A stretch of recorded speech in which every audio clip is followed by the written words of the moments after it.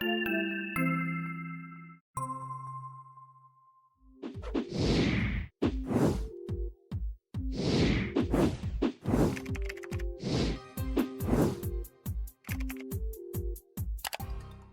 back, Richard. It's good to see you in your office with your. Here I am, and that's right, back in the office.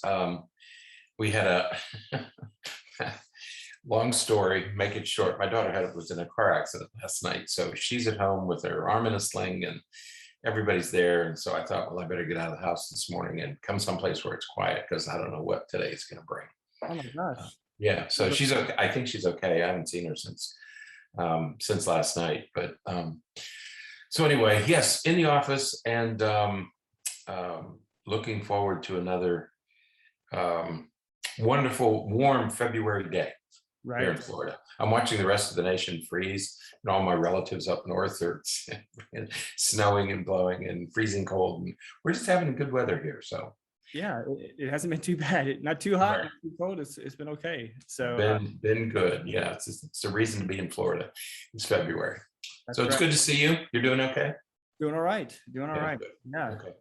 And so, and our conversation today is an interesting conversation because we're going to kind of start talking about from some pretty broad national types of issues that are happening. But certainly some of these issues that we're going to talk about as it relates to victimhood is going to narrow down to individuals because as I was going through our outline here. I couldn't help but think that I think it was like 4 or 5 days ago, this past week, I was talking to a patient about some of these exact things about this. And so it's timely, it's important, and I think it's something we need to talk about. Right. This article, it struck me because we have two events going on, two kind of newsworthy events going on. One is the Freedom Convoy, the truckers in what started in Canada and then spread to Paris and Australia. And the other is the conflict in Ukraine, the potential conflict in Ukraine. And both of these news stories have implications for us personally because they both involve victimhood. And this particular article was written by Matthew Legg, who he does a blog for Psychology Today called "Are We Done Fighting?" And that's what struck me about this article is that because I think about that all the time. There's a great deal of anger in the world today, not just in our country, but in the world today. People have reached their frustration level with COVID and politics and anger and war. And there just seems to be this underlying anger among people.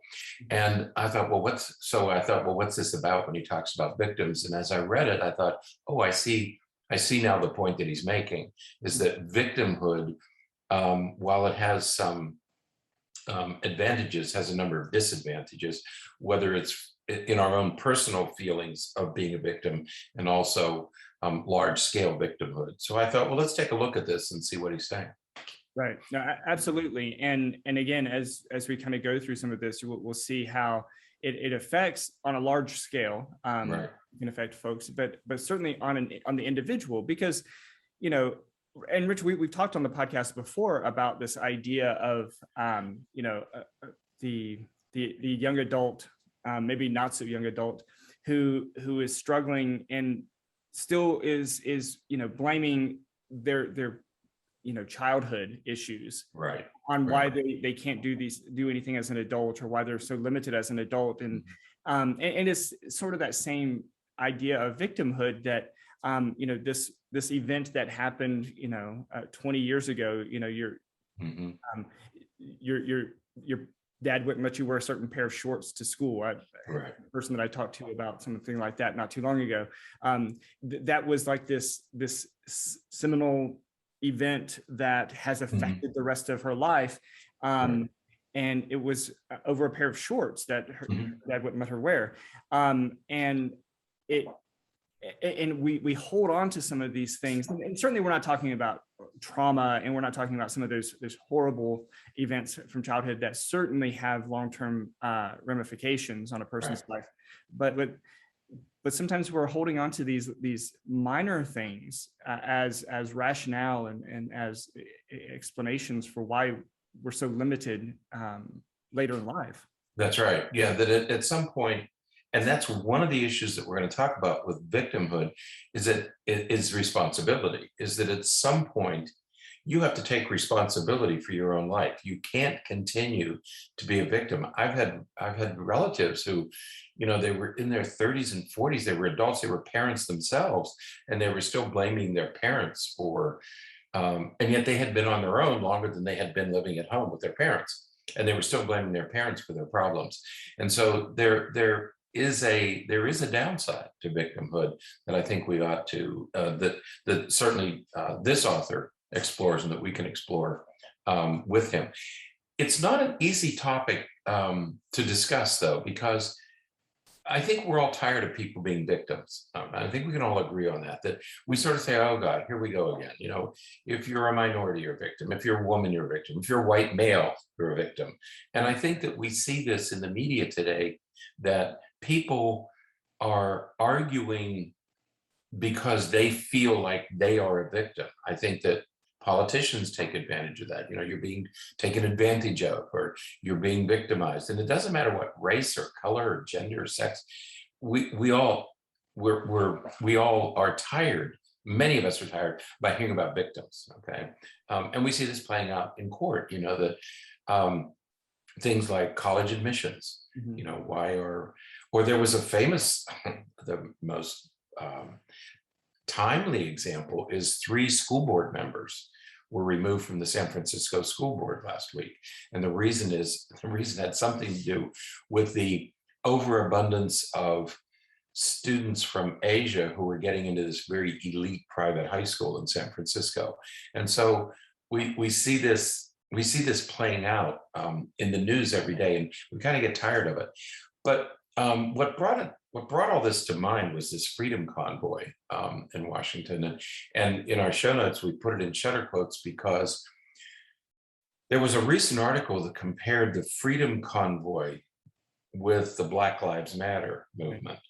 And the point was made that, well, you know, why do people criticize the Freedom Convoy if they don't criticize the Black Lives Matter movement? You know, isn't it the same thing? And the point they were making was that the Freedom Convoy is sort of an occupying, it's kind of an occupying force. I can't imagine what Ottawa looked like with all these large trucks. Right. You know, those are diesel engines. You don't turn them off. So there's diesel fumes in the air.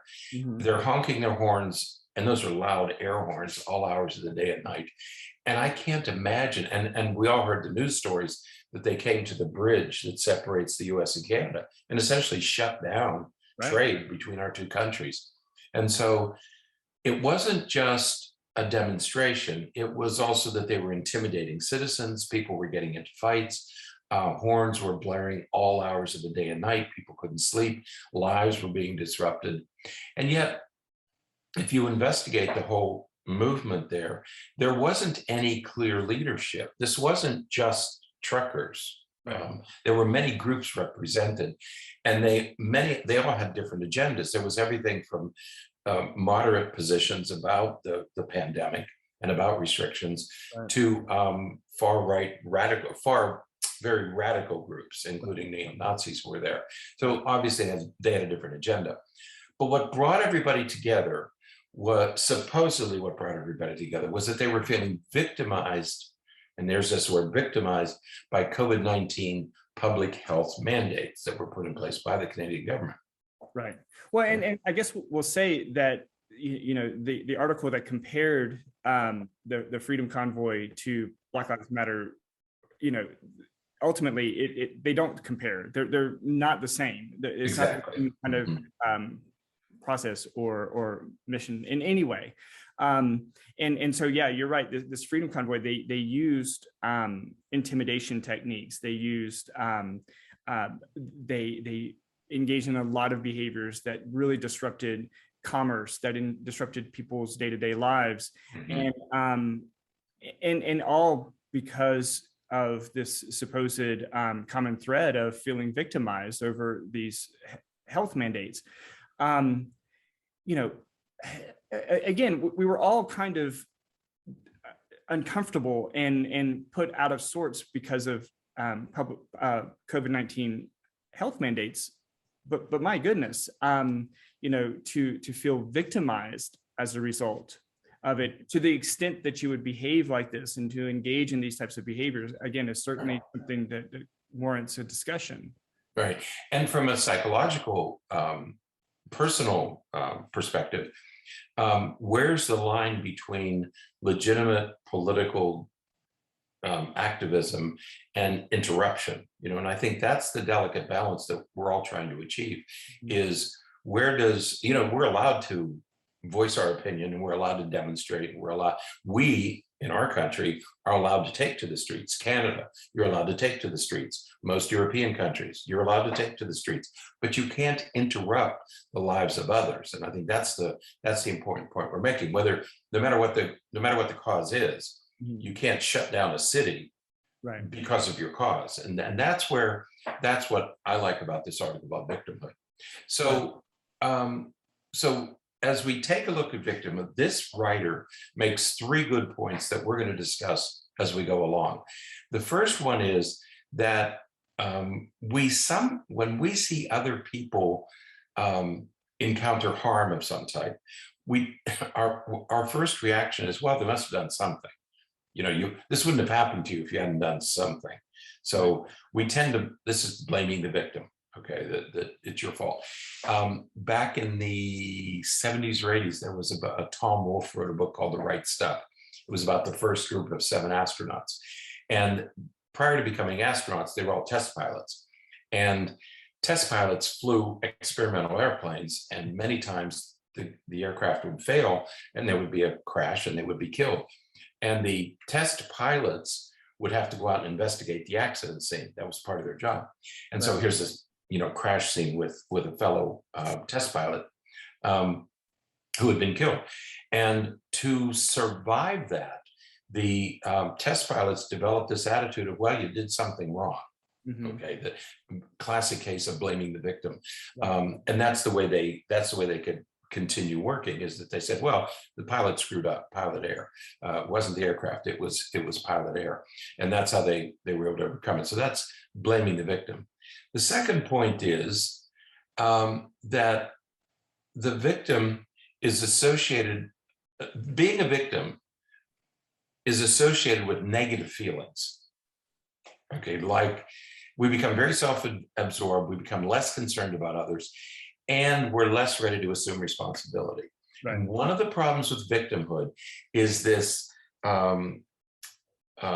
reluctance to assume responsibility. You know, if I'm a victim, I'm innocent. I'm allowed to do whatever I want to do. It's not my fault.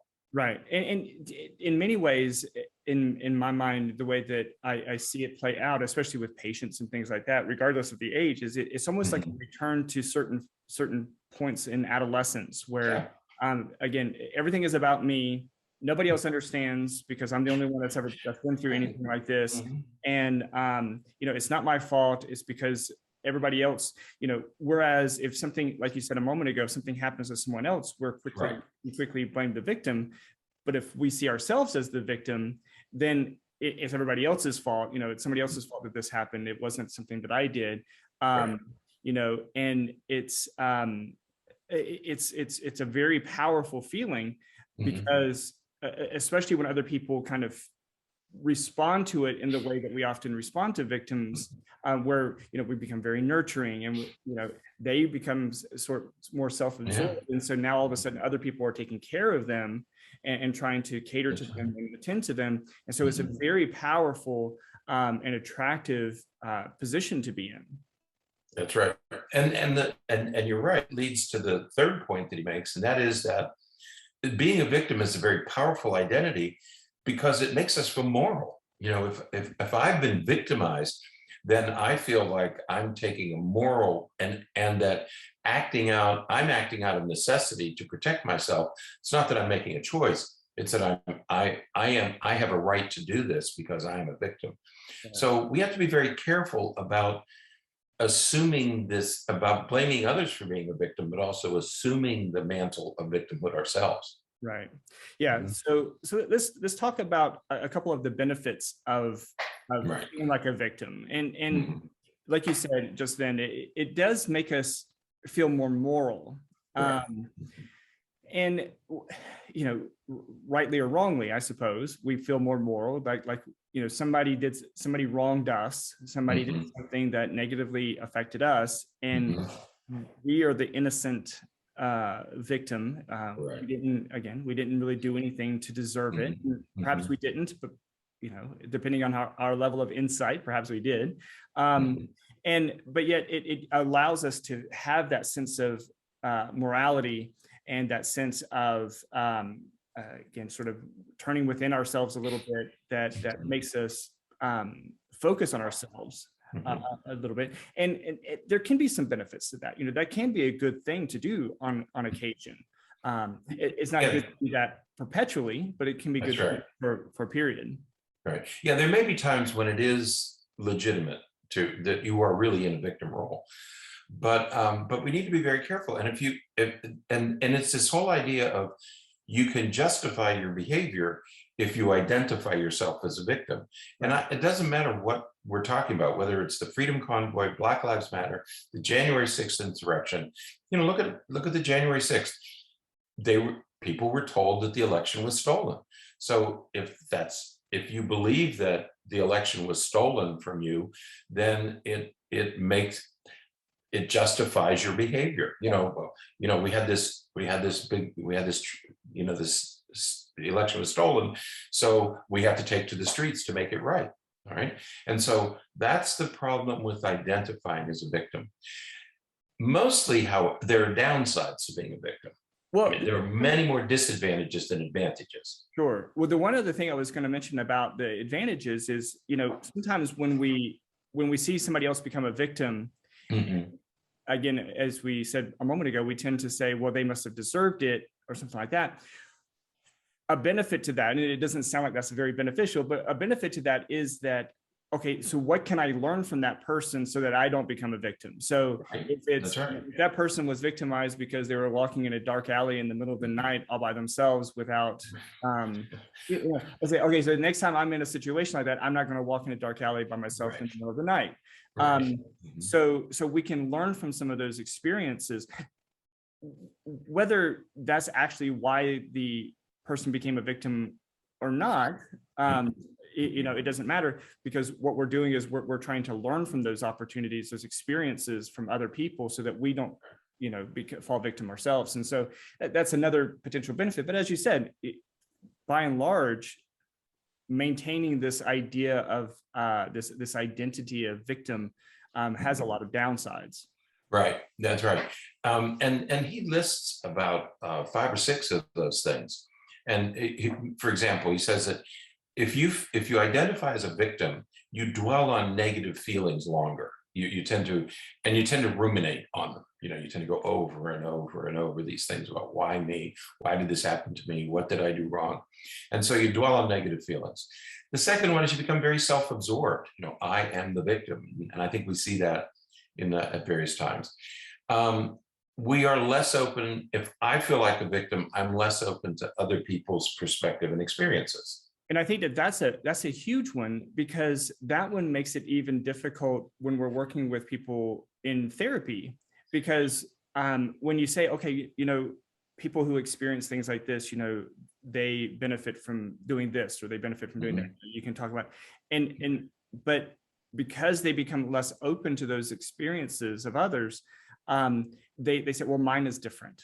Well, that might work for them, but mine is, they didn't go Right. through what I went through, or they didn't experience it the way that I experienced it. Right. So they become it's becoming so self-absorbed that they're unable, it's sort of that personal fable, where they're unable to recognize that their story is very similar to lots of other people's stories, Right. that they may benefit from learning from other people. Right. And the other two disadvantages is one we already mentioned, one is that we're less ready to assume responsibility and the harm that our actions may cause. I don't, like the truckers or the riot, doesn't matter. When we see these riots in the street, you may have a just cause, but it doesn't permit you to burn buildings down or to loot stores or to shut down traffic. You don't have the right to do that. So you also have to think of the harm that it causes others. And then the other thing is you're quicker to seek revenge. If you think you've been wrong, if you feel like a victim, then it's easier for you to seek revenge. Okay. And that's the problem with conspiracy theories. And that's the problem we're encountering today. We have all kinds. If you look around the world today, it's filled with conspiracy theories, not just the United States. Right. I mean, what Putin is doing in Ukraine is conspiracy theory. We're the victims. He's painting Russia as the victim. So conspiracy theories are powerful ways to make large groups of people feel like victims, and it justifies their action that they take to the streets, and it justifies what they're doing. It's a compelling identity because it makes us feel more moral and that we have a right to do what we're doing. And we see this playing out today in large scale victimhood. And, I talked about Ukraine. Well, what's happening there? Putin is saying, that we're the victim. The Ukrainians are somehow after us, so the West is somehow limiting us. And so he's massing troops there, and he's trying to convince the Russian people that they are somehow the victims here. Right. Okay, that's large scale victimhood. Right. Yeah, and it's been going on. That tactic has been going on for a long time. That's right. And so it's ingrained, and we see this repeatedly. I mean, not to bring up all of these horrible things from history, but Hitler did very, very much the same type of thing, turn everyone against the Jewish people. But anytime a group wants to demonize another group, we have that tendency to become, explain why we're the victim of them. And so that explains or gives us the excuse for getting rid of them or going against them or victimizing them. That's right. And Hitler did that very persuasively when he said, Germany was the victim because of the treaty, that we were punished by the rest of the world after World War I, and Russia was trying to take over Germany, and he made the Jews their enemies. He said, you're being taken advantage of by the Jews. The reason you don't have money is because of the Jews. Right. So once he was able to victimize, once he was able to say to the Germans that they were the victims, it justified their behavior, the atrocities that were committed, because they were just fighting back, okay, and justified their fighting back. And so we have to be careful with this chosen. We have to be careful when we are persuaded to be a victim, that other people tell it you're a victim. There are times when you are a victim. Absolutely. And there are specific things that when you are victimized, that there are specific things that you should do and not do. But the problem with victimhood is that usually we're persuaded by others that we are being victimized. Right. Okay. And that becomes a problem, because then we're being manipulated. Right. Okay. And so this idea of shared victimhood, like we are Germans and we're all being told, we are Russians, or we are Republicans, or we are Democrats, or we are white, or we are whatever the group is, we have to be careful that we are not manipulated, because shared victimhood is based on chosen trauma, not real trauma. Okay, right. It's selected.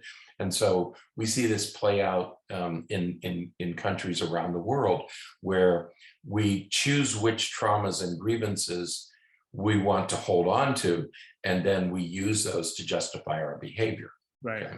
Mm-hmm. Yeah. And the more willing you are to align your identity with that group, mm-hmm. the more willing you are to minimize the problems and issues and concerns and distress from mm-hmm. the other person, the other group. And so And I think we see this playing out politically with the huge disparity between, Republicans and Democrats, and the significant challenges they are having in coming to agreement with anything. All you hear from either side is, well, the other side is trying to take advantage, or they're trying to do this, or they're trying to do that. Again, that idea of victimhood. But I think that, again, kind of bringing it down to the individual, we do that. We do that to ourselves as well. Again, we do that on an individual basis, because what happens is, when we hear stories from other people, somebody may be struggling and they say, well, I'm struggling because this happened when I was younger, or this happened in my childhood, or I didn't have these opportunities as a child, and it kind of led me down this path. And what will happen is people will kind of, again, sort of cherry pick certain things from that and say, oh yeah, you know what, that was sort of similar to my story, and that's similar to my story. And so, okay, because of that, that's why I can't, accomplish these tasks, or that's why I can't do these things. And we're holding on to that rationale. And, and we all know that we really can't do anything to go backwards in time to change anything that happened early on.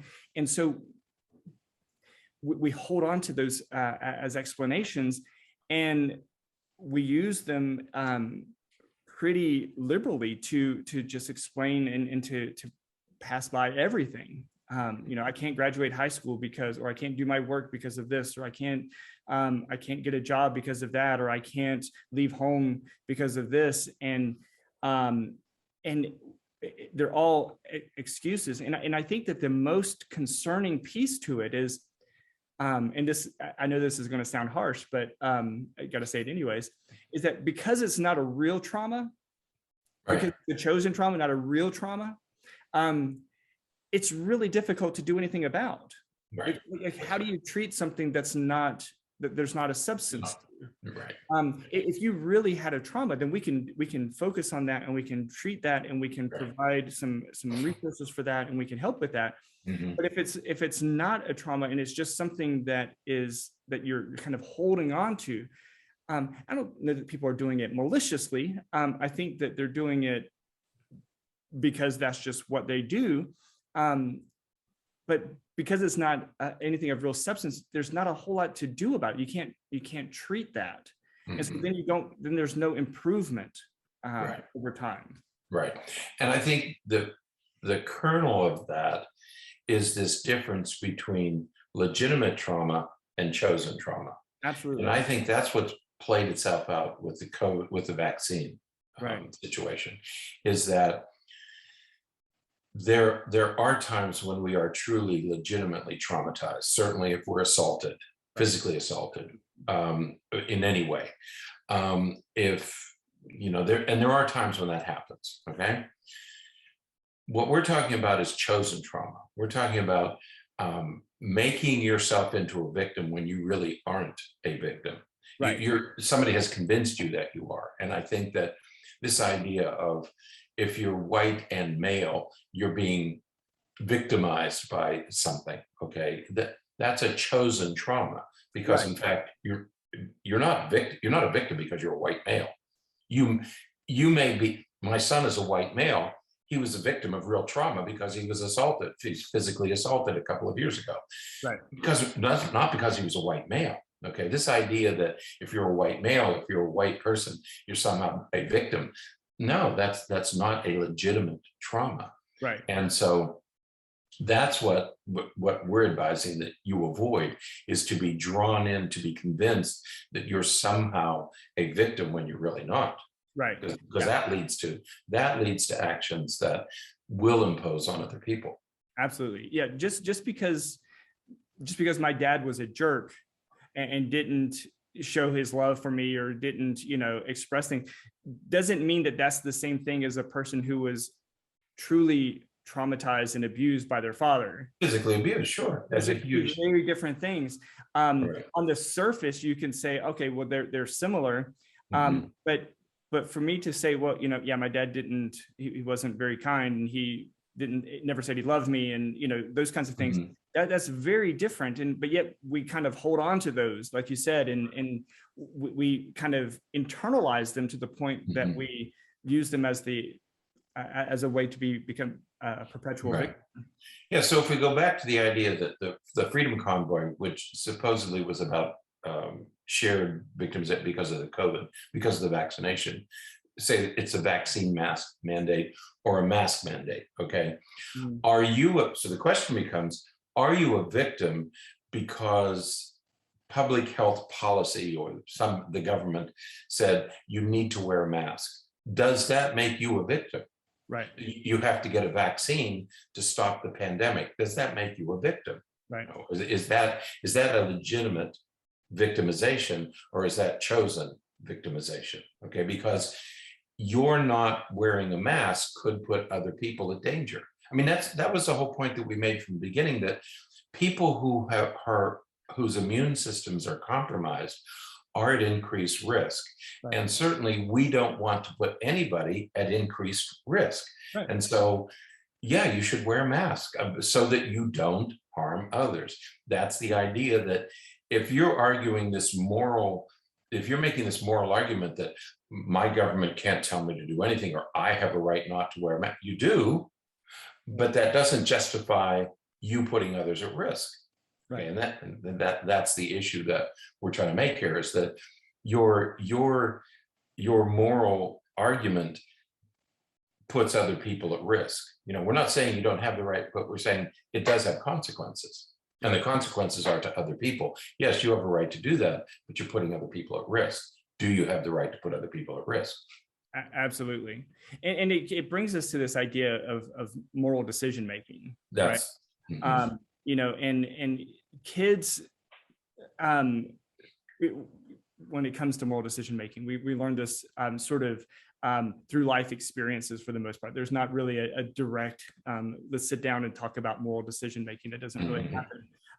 But we learn it through childhood and into adulthood, and different people, was it Kohlberg, right? Talked a lot about moral decision making and morality and everything.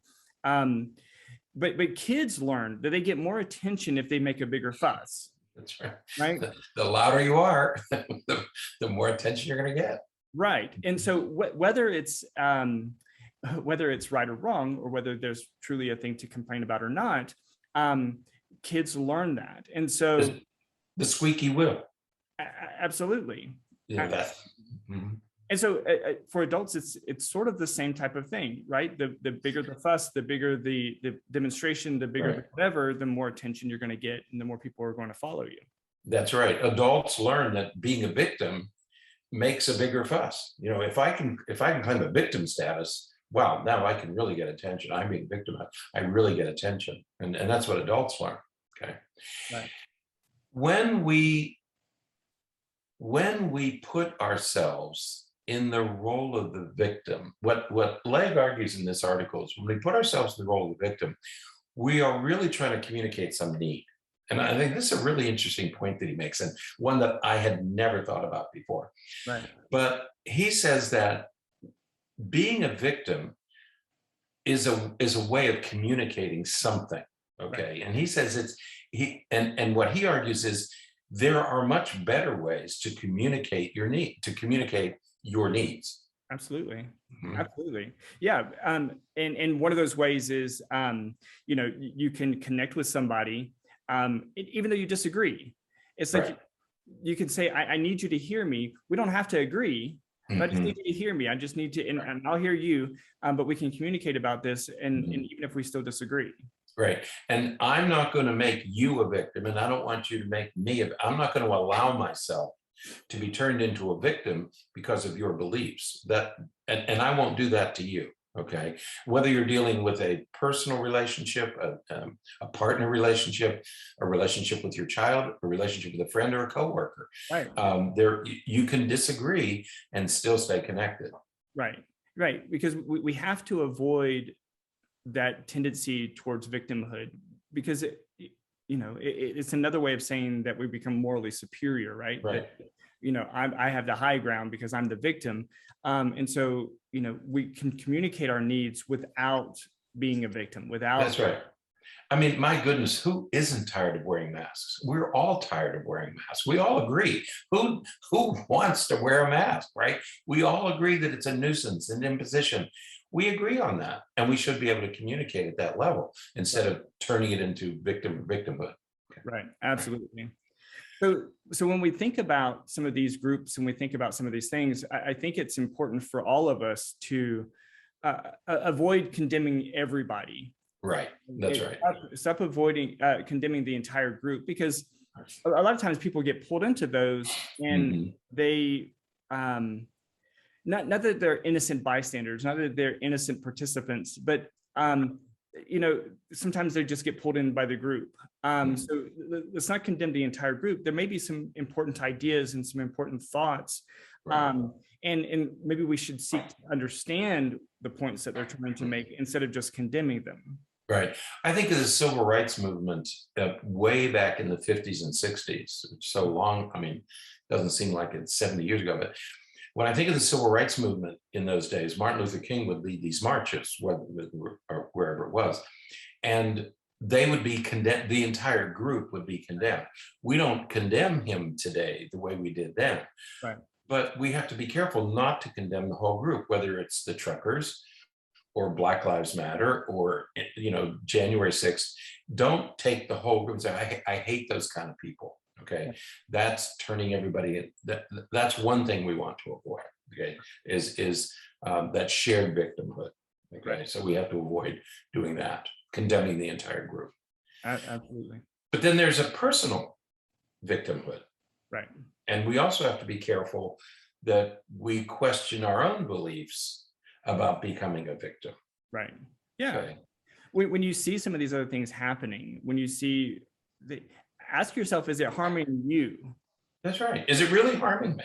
Is it really harming me? Does it really, and we can think about this with all kinds of different examples that we can go through, but is it harming me? And if it's not harming me, then again, why would I be the victim? Why would I want to take on that role as a victim if it's not really harming me, not really pertaining to me?